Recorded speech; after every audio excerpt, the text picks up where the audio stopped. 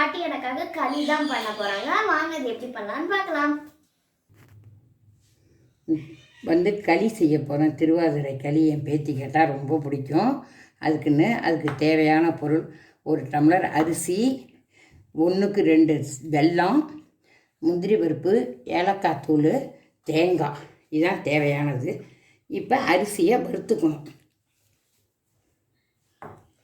இருக்கிறேன் பச்சரிசி 1 டம்ளர் போட்டு பொன் ஒரு வளை வறுத்து இதை உடச்சிக்கணும். மிக்சியில் விட்டு அடிச்சிக்கணும். வறுத்துக்க பொன்னிறமாக வறுத்தாச்சு. இதை வறுத்ததை எடுத்து கொட்டிக்கணும்.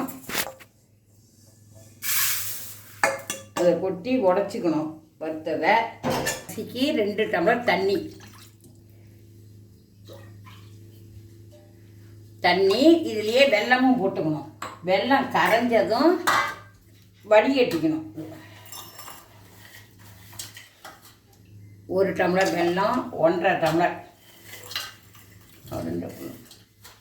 1.5 டம்ளருக்கு மேலேயே போட்டிருக்கேன். 2க்கு கொஞ்சம் கம்மியாக இருக்குது.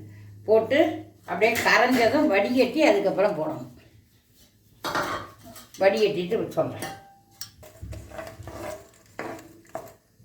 உங்களுக்கு திட்டுப்புக்கு தகுந்த மாதிரி வெல்லம் சேர்த்துக்கலாம். நான் 1க்கு 2க்கு கொஞ்சம் கம்மியாக போட்டிருக்கேன். அவ்வளோதான். இதில் 1 கல் உப்பும் போட்டுக்கணும்.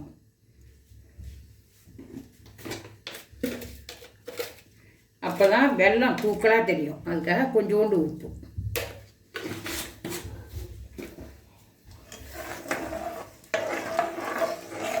வெல்லம் கரைஞ்சிட்டுது, வடிகட்டுறேன்.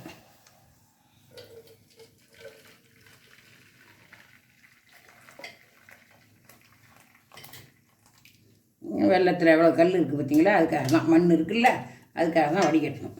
வெள்ளை தண்ணியை இதில் ஊற்றணும். ஊற்றிட்டு தேங்காய் திருவி வச்சுருக்கேன்ல, அந்த தேங்காயும் இதில் போட்டுடணும். வச்சாதான் வீணாக போகாது. மறுபடியும் போட்டோம்னா வீணாக போயிடும். இது வெள்ளத்திலே கொதிக்கணும்.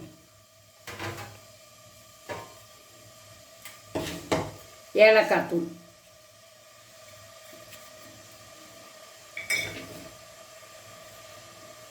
ரவா மாதிரி உடச்சி வச்சுருக்கேன். இதை போட்டு இதில் கிண்டிடணும். திராவிட்டு குக்கர்லேயே வச்சு மூடிடலாம்.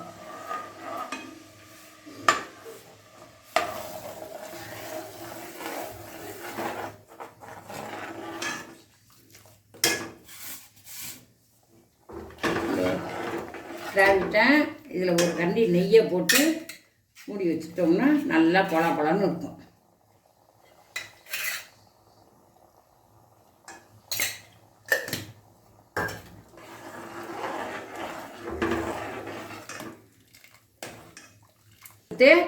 அப்படியே குக்கர் மூடியை போட்டு மூடி ஒரு விசில் ஊற்றி சிம்மில் வச்சிடணும்.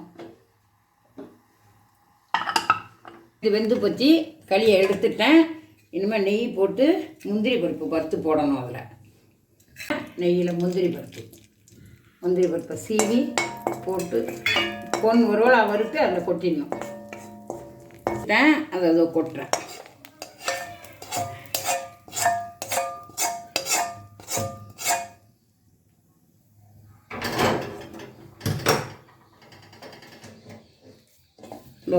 பொலன்னு வருது பாருங்கள்.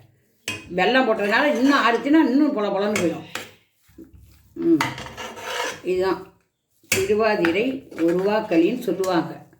இதை வேறு யந்திரம் ட்ரான்ஸ்ஃபர் பண்ணுறேன்.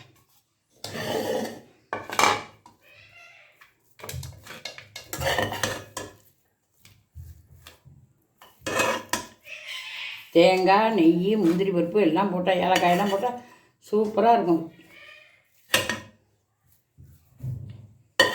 ஃபினிஷ் ஆகிட்டுது. மேலே வேணால் தேங்காய் போட்டுக்கலாம். வேணால் தேங்காய் போட்டால் நாழிப்படம் இருக்காது. அதனால் ஒரு நாள் இருக்காது. இதுனா ஒரு நாள் வேணாலும் இருக்கும். இதை சாப்பிட்டு பார்த்துட்டு சொல்லுங்கள். இதில் நெய் எல்லாம் போட்டு சூப்பராக இருக்கும். இதை சாப்பிட்டு பார்த்துட்டு கமெண்ட் பண்ணுங்கள். இந்த சேனல் பேத்தி சேனலுக்கு சப்ஸ்கிரைப் பண்ணுங்கள்.